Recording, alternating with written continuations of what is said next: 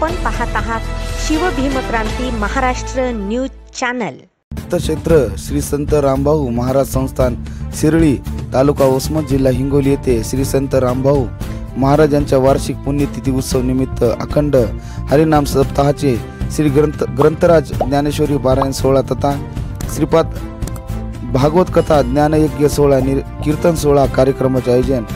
सप्ताहाचा प्रारंभ गुरुवारी 26 डिसेंबर 2024 रोजी घटस्थापना वीणा पूजा करून करण्यात आली। या प्रसंगी ज्ञानेश्वर व्यासपीठ दैनिक प्रवच नेतृत्व हबब भीमराज महाराज बोर्डीकर हबप दिलीप महाराज कांडलेकर ज्ञानेश्वर व्यासपीठ चालक हबप श्री अशोक महाराज शिरळीकर हबप श्री गजू महाराज जांबुतकर शिरळीकर श्रीमद भागवत कथा प्रवक्ते हबप श्री गोविंद महाराज आळंदीकर आणि श्री भागवत यजमान श्री रमेश नागोराव कुलकर्णी व सौ रंजनाबाई रमेश कुलकर्णी असून या सप्ताहातील दैनंदिन कार्यक्रम सकाळी 4 ते 6 काकड भजन, 7 ते 10 ज्ञानेश्वरी पारायण, 10 ते 11 गाथा भजन श्रीपाद भागवत कथा, दुपारी 1 ते 4 प्रवचन, 4 ते 5 हरिपाठ, सायंकाळी 6 ते 7 हरिकीर्तन, 8:30 ते 10:30 व नंतर हरिजागर होईल।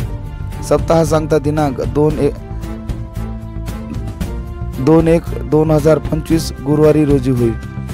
सप्ताह सांगताच्या दिवशी महाप्रसादाचे आयोजन करण्यात आले आहे।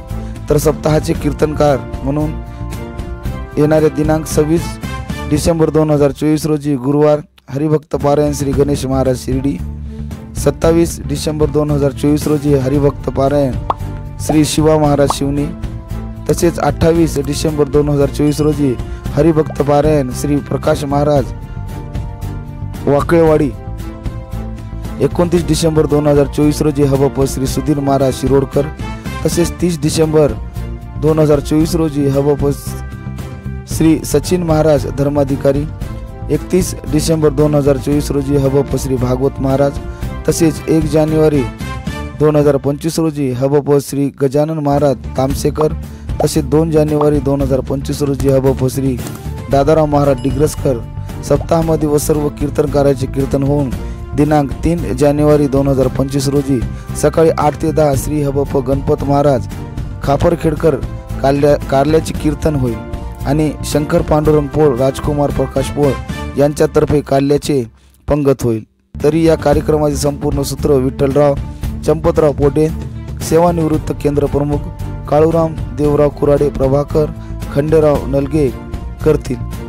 तर कार्यक्रम यशस्वी करण्यासाठी समस्त व्यवस्थापन, समस्त गावकरी मंडळी शिरळी तालुका वसमत जिल्हा हिंगोली हे पूर्ण सप्ताहामध्ये परिश्रम घेतील।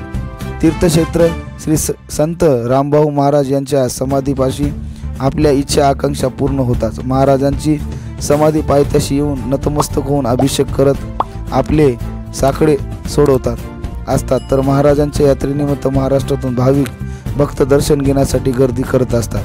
पाहूया सविस्तर वृत्तांत शिवभीमक्रांती महाराष्ट्र न्यूज निर्भीड निपक्ष वृत्तवाहिनीवर। आमच्या शिरळी गावामध्ये श्री संत रामभाऊ महाराज 2-2.5 वर्षापासून जो सप्ताह चालतो तो आज भी चालू आहे।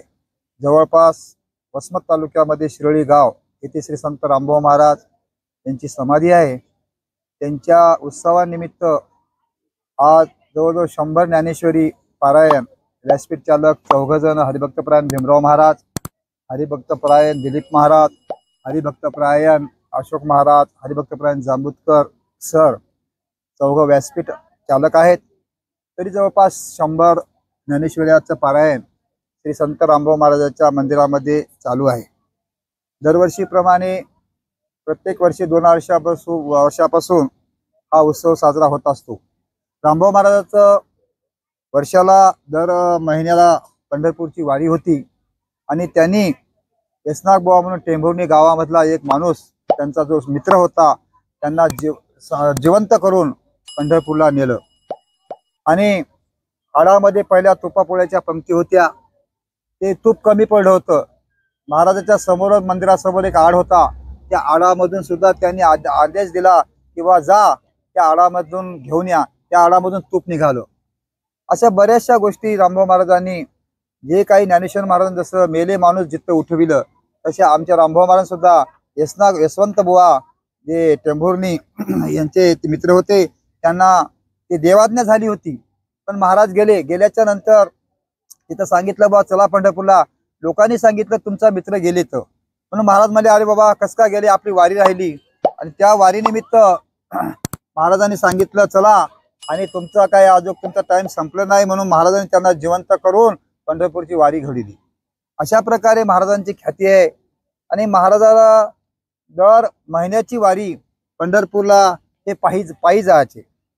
आणि अशा प्रकारे त्यांची आणि या संस्थांमध्ये एकादशीचा कार्यक्रम चालू असतो. सकाळी ज्ञानेश्वरी पारायण, दुपारी रामकथा, आणि पुन्हा त्याच्यानंतर हरिपाठ, रात्री 9 ते 11 कीर्तन, असा कार्यक्रम संत रामभाऊ महाराज शिरळी या गावामध्ये होत असतो.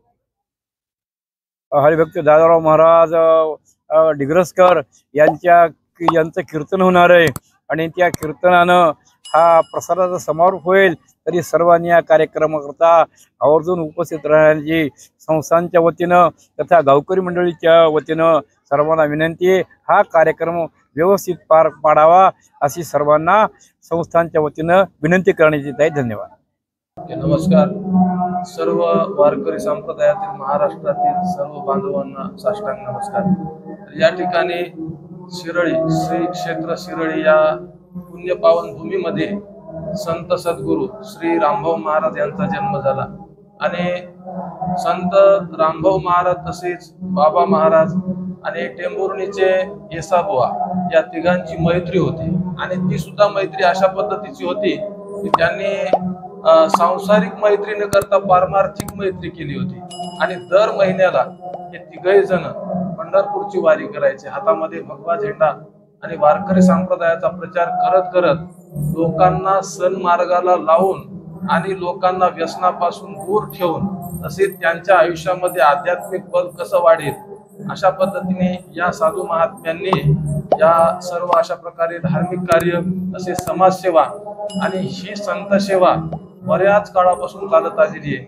आणि आमच्या रामभाऊ महाराजांचा हा सप्ताहाचा कार्यक्रम आहे तो अत्यंत सुंदर आणि पारमार्थिक पद्धतीने, तसेच या ठिकाणी महाप्रसाद सुद्धा अत्यंत फार मोठ्या प्रमाणात होतो. आणि या ठिकाणी संत रामभाऊ महाराजांचं मोठेपण सांगायचं झालं तर महाराजांचा कृपा आशीर्वाद असा आहे, भाविकांचा अनुभव आहे की त्यांनी जर एखादं महाराजांना नवस केला किंवा त्यांच्या चरणी नम्र होऊन प्रार्थना केली तर त्या व्यक्तीचं केवढंही अवघड काम असेल तर या ठिकाणी ते पूर्ण झाल्याशिवाय राहत नाही. अशा पद्धतीचे हे संत रामभाऊ महाराजांचं मोठेपण आहे. आणि या शिरळी क्षेत्राचं मोठेपण अख्ख्या महाराष्ट्रामध्ये आहे. कुठेही तुम्ही गेले, पुण्याकडे जरी गेले, संत रामभाऊ महाराज म्हटले तर सगळेजण ओळखतात. अशा पद्धतीचे आमचे महाराज होते आणि त्यांच्या कृपा आशीर्वादानं हे सर्व काही असं व्यवस्थित चालू आहे. आणि असंच सर्व परिसरातील, पंचक्रोशीतील तसेच महाराष्ट्रातील सर्व भाविकांनी याकडे लक्ष देणं गरजेचं आहे. कारण हे क्षेत्र असं आहे, याची वाढ होणं गरजेचं आहे. संतांचे विचार, संतांचा आचार समाजामध्ये पसरल्यानंतर शांतता, समाधान आणि आनंद याचीच प्राप्ती होत असते. त्यामुळे संत महाराजांची, आपल्या महाराजांची सेवा प्रत्येकाच्या हातून घडो हीच प्रार्थना आहे.